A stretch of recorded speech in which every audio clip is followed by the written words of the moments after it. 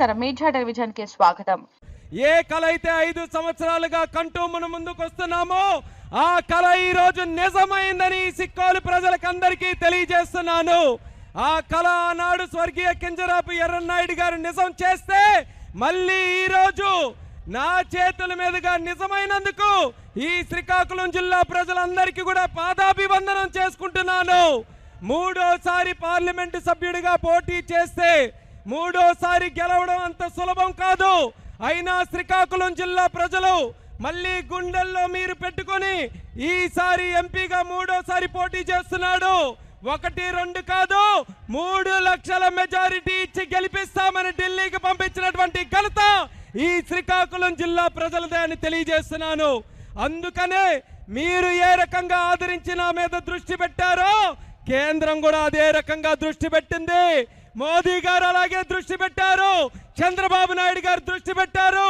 మూడోసారి గెలిచాడు కాబట్టి ఈసారి ఖచ్చితంగా కేంద్ర మంత్రి చేయాలని ఒక నిర్ణయం తీసుకొని అత్యంత చిన్న వయసులో అయినటువంటి కేంద్ర మంత్రిగా ఈ రోజు దేశ చరిత్రలోనే నిలిచిపోయామన్నది కూడా తెలియజేసుకుంటున్నాను.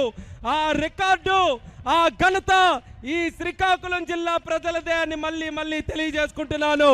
ఈ రోజు కేంద్ర మంత్రి అయింది నేను ఒక్కడనే కాదు, శ్రీకాకుళం జిల్లాలో ఉన్నటువంటి 25 లక్షల మంది కూడా కేంద్ర మంత్రి అయ్యారని ఈ సందర్భంగా తెలియజేస్తున్నాను.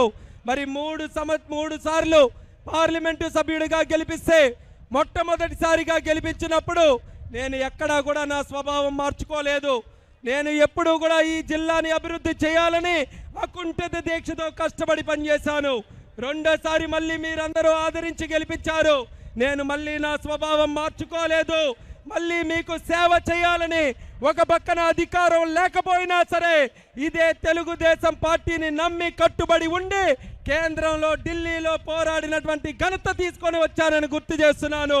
మళ్ళీ మూడోసారి పార్లమెంటు సభ్యుడిగా గెలిపించారు.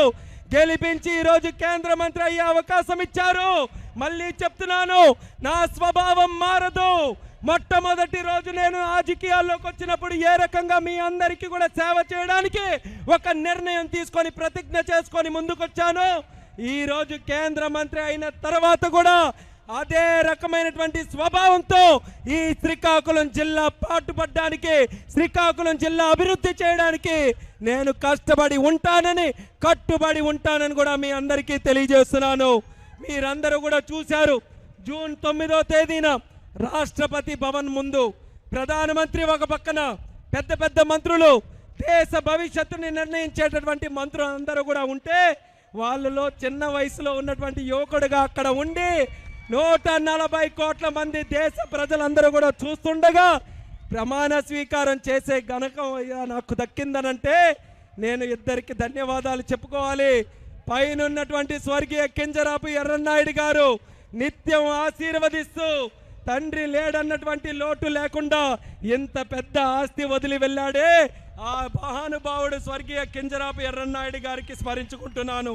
అలాగే మా శ్రీకాకుళం జిల్లా ప్రజలు మీరు కష్టం వచ్చినా నష్టం వచ్చినా రామ్మోహన్ నాయుడు మా కుటుంబ సభ్యుడని భావించి ఏ ఎలక్షన్లు అయినా సరే, ఏ కార్యక్రమం అయినా సరే పార్టీలకు అతీతంగా అభిమానించి మీ సోదరుడిగా, మీ బిడ్డగా నన్ను చూసుకున్నటువంటి నా శ్రీకాకుళం జిల్లా ప్రజలకు కూడా మరొకసారి నేను అభినందనలు తెలియజేసుకుంటున్నాను, ధన్యవాదాలు తెలియజేసుకుంటూ ప్రమాణ స్వీకారం చేశాం. కానీ అది సగం చేసినట్టే మళ్ళీ నా శ్రీకాకుళం జిల్లా ప్రజల ముందు కూడా నేను చేస్తున్నాను. కింజరాపు రామ్మోహన్ నాయుడు అనే నేను భారత రాజ్యాంగం పట్ల నిజమైన విశ్వాసం, విధేయత చూపుతానని, శ్రీకాకుళం జిల్లా ప్రజల అభివృద్ధి కోసం, మీ అందరి సమస్యలు పరిష్కరించడం కోసం, మన జిల్లా తాలూకా రైతులు, యువత, మహిళలు అందరికీ కూడా మంచి జీవితం ప్రసాదించడం కోసం నాకు ఇచ్చినటువంటి కేంద్ర మంత్రి పదవిని సద్వినియోగం చేసుకొని ప్రజలకి కష్టపడి అంతఃకరణ శుద్ధితో పనిచేయడానికి నేను సిద్ధంగా ఉన్నానని ప్రమాణం చేసి మరీ చెప్తున్నాను. అది శ్రీకాకుళం జిల్లా ప్రజలకు అందరికీ తెలియజేస్తున్నాను. ఎందుకనంటే గతంలో చెప్పాను, ఢిల్లీ వెళ్ళి ఎన్ని పదవులు అనుభవించినా గల్లీలో, శ్రీకాకుళంలో మీ గుండెల్లో ఉన్నటువంటి స్థానం కంటే పెద్ద పదవి ఈ ప్రపంచంలో ఏదీ లేదనేది మళ్ళీ తెలియజేస్తున్నా. ఈసారి కేంద్ర మంత్రి పదవి వచ్చినందుకు ఇందాకే చెప్పాను, నేను మారడం కాదు, జిల్లా మారాలి, జిల్లాలో పరిస్థితులు మారాలి, జిల్లా అభివృద్ధి చెందాలి. కేంద్ర మంత్రిగా ఇక్కడ ఉన్నామనంటే శ్రీకాకుళం జిల్లాలో అభివృద్ధి ఏ స్థాయిలో ఉంటుందన్నది చేసి చూపించాలి. అదే ఛాలెంజ్గా ఈరోజు తీసుకుంటున్నాను. 5 సంవత్సరాలు కష్టపడి పనిచేస్తాను. కేంద్ర మంత్రి అయితే 1, 2 శాఖలు వస్తాయి. మనకు ఒకటి వచ్చింది, విమానయాన శాఖ వచ్చింది, చాలా బలమైనటువంటి శాఖ. ఇచ్చిన వెంటనే మోదీ గారు ప్రత్యేకంగా పిలిపించుకొని మరి మాట్లాడారు. 10 సంవత్సరాల క్రితం ఉన్నటువంటి శాఖ కాదు ఇది, ఈ భారతదేశ భవిష్యత్తుని నిర్ణయించేటటువంటి శాఖ. ప్రత్యేకంగా చెప్పారు మోదీ గారు, నాకు నా ప్రతిష్టని చేతుల్లో పెడుతున్నాను. ప్రపంచమంతా కూడా మన సివిల్ ఏవియేషన్ వైపు చూస్తుంది, భారతదేశం వైపు చూస్తుంది.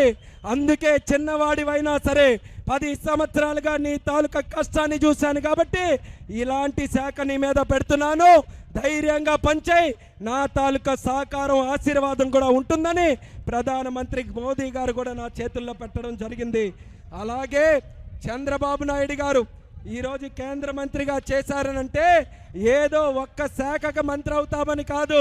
కేంద్ర మంత్రి అయితే ఢిల్లీలో ఉన్నటువంటి శాఖలన్నిటితో కూడా మాట్లాడి నిధులు తీసుకొని రావాల్సిన బాధ్యత నా మీద చంద్రన్న పెట్టారు.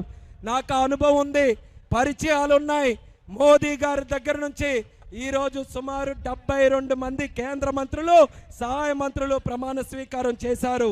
ప్రతి ఒక్కరితో కూడా మంచి పరిచయం, సంబంధాలు పెట్టుకొని మన జిల్లాకి, రాష్ట్రానికి ఏ సమస్య ఉన్నా సరే కేంద్రంలో కేర్ ఆఫ్ అడ్రస్గా ఉండి తెలుగు వాళ్ళ తాలూకా వాణిని, తెలుగు వాడి తాలూకా వేడిని నిరంతరం చూపించడానికి రామ్మోహన్ నాయుడు ఎప్పుడూ కూడా మీకు ఆదుకోవడానికి కష్టపడి పనిచేస్తాడని మరొక్కసారి మీ అందరికీ కూడా తెలియజేస్తున్నాను. ఎన్నో సమస్యలు పరిష్కరించుకోవాలి, అవన్నీ కూడా నాకు తెలుసు. ఎందుకంటే 10 సంవత్సరాలుగా చూస్తున్నారు. పార్లమెంటులో ఎప్పుడు మాట్లాడినా మన జిల్లా, మన రాష్ట్రంకు ఉన్నటువంటి సమస్యల మీద ప్రత్యేక దృష్టి పెట్టాం. ఆ అనుభవం ఉంది, సమస్యల మీద స్పష్టమైనటువంటి అవగాహన ఉంది. అందుకని ఈ 5 సంవత్సరాలు కూడా కేంద్రంతో ఈరోజు మీరందరూ కూడా చూస్తున్నారు. చంద్రబాబు నాయుడు గారు అంటే ఆయన విలువ ఏ రకంగా ఉందో మీ అందరూ కూడా ఈరోజు చూస్తున్నారు.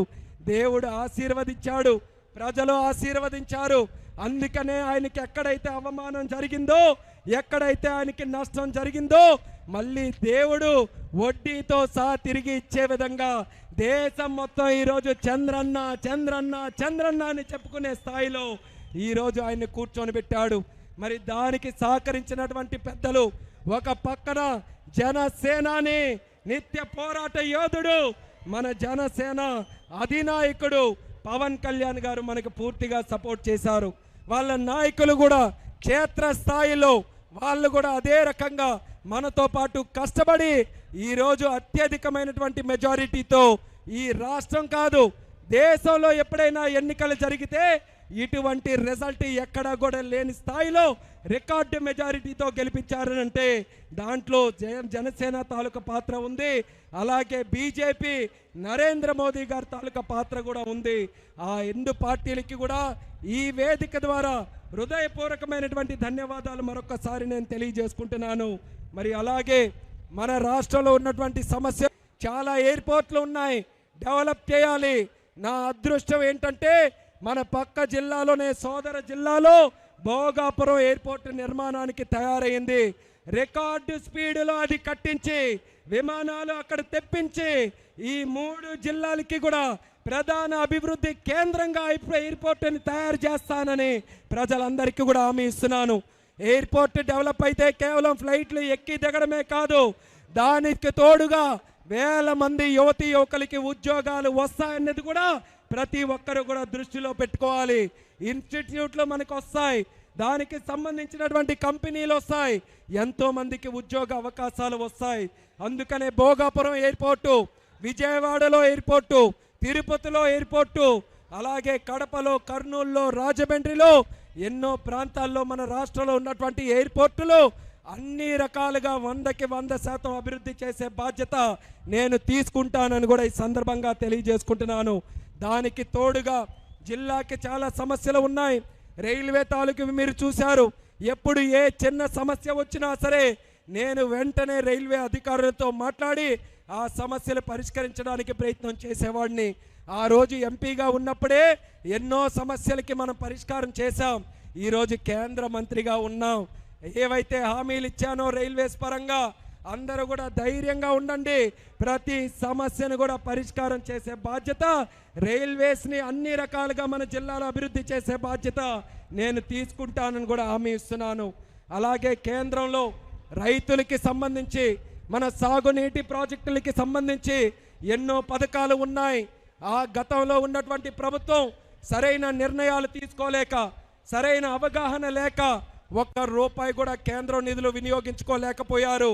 కానీ ఈరోజు మళ్ళీ మన అందరి అదృష్టం, మన రాజకీయ బాహుబలి రాష్ట్రానికి అధ్యక్షుడిగా ఉండి 175కి 160 సీట్లు వస్తాయని 2 సంవత్సరాలుగా ఖచ్చితంగా చెప్పినటువంటి ఒకే ఒక్క వ్యక్తి మన అచ్చెన్నాయుడు గారు.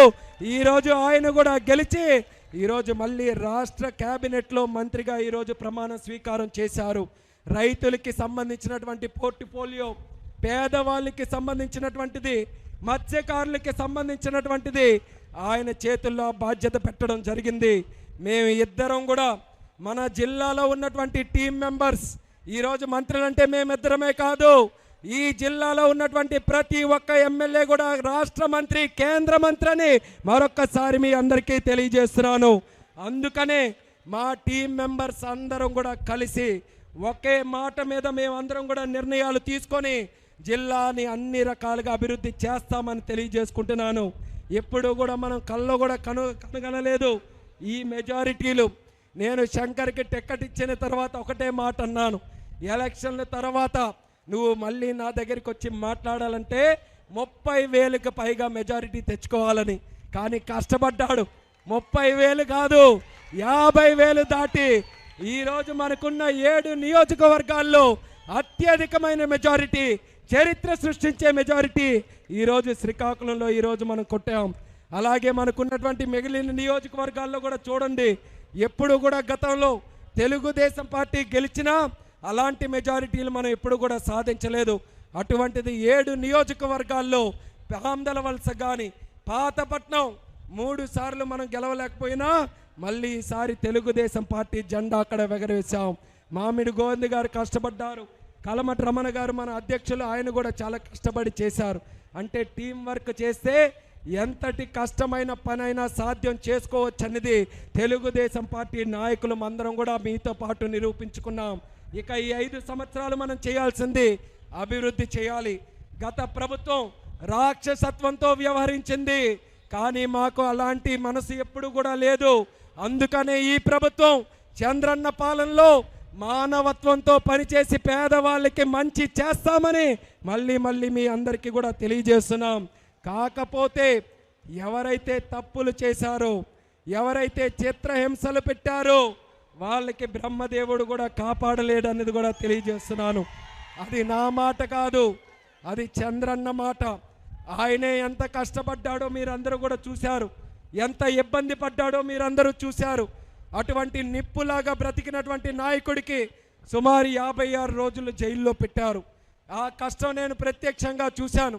ఆ రోజు ఆయన బిడ్డగా లోకేష్ అన్న రాష్ట్రంలో పాదయాత్ర చేస్తుంటే ఒక పక్కన తండ్రి అరెస్ట్ అయ్యాడు, మరొక పక్కన రాష్ట్రంలో ప్రజలకి కష్టం వచ్చినప్పుడు పాదయాత్ర చేస్తూ ముందుకెళ్తే ఇటు పాదయాత్ర చేయలేడు, అటు నాన్నతో తోడుగా ఉండలేడు.